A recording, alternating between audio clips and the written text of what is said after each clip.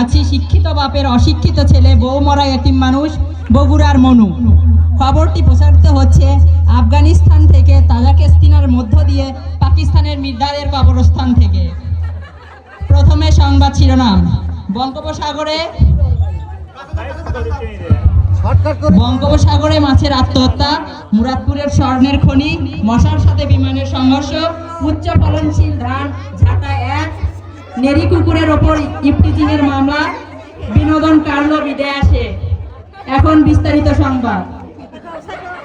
বঙ্গোপসাগরের মধ্য দিয়ে এক সিএনজি বিষ নিয়ে যাওয়া হচ্ছিল ভারতে। যাওয়ার পথে সিএনজির টায়ার ফুটো হয়ে বিষ পড়ে যায়। সেই বিষ পান করে সকল পুরুষের যৌন ক্ষমতা হারায়।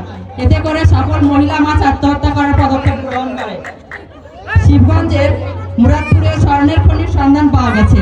আমাদের বিশেষ সংবাদদাতা জানান, টমেটো বেগমের মা আমবাগুন ইসলাম মেসকি দিয়ে ঢেকে রাখে। ফায়ার সার্ভিস জানায়, মেসকি ঢাকার কারণে স্বর্ণ তোলা সম্ভব হচ্ছে না। মৃধাদের দিঘির মধ্য দিয়ে এক বিমান যাওয়ার সময় এক মশার পাখার ঝাপটানিতে বিমানটি বিধ্বস্ত হয়। এতে মশার কোনো ক্ষয়ক্ষতি হয়নি। বিমানটিকে চিকিৎসার জন্য আজিমপুর গোরস্থানে এবং মশাটিকে মোকামতলা পুলিশ ফাঁড়িতে ভর্তি করানো হয়। সামনে ইরি মৌসুমকে সামনে রেখে বাংলাদেশ ধান গবেষণা ইনস্টিটিউট উচ্চ ফলনশীল ধান ঝাঁটা 1 উৎপাদন করে।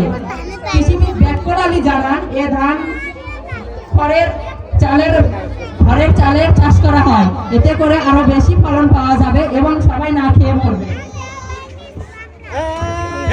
আক্কেলপুরে 8 বছরের মুরগিকে ইফটিজিং এর অপরাধে এক নেরি কুত্তাকে বিরুদ্ধে মুরাদপুর স্বাস্থ্য কমপ্লেক্সে মামলা দায়ের করা হয়েছে। এই মামলার শুনানি আগামী 16 ডিসেম্বর দেওয়া হবে। দর্শকের মন কাড়ল ডক্টর ইউনুস রচিত সার্জিস পরিচালিত নতুন সিনেমা বিদেশে।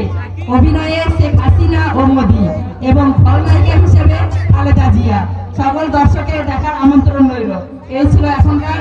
সবাই ভালো থাকুন, সুস্থ থাকুন। আসসালামু আলাইকুম।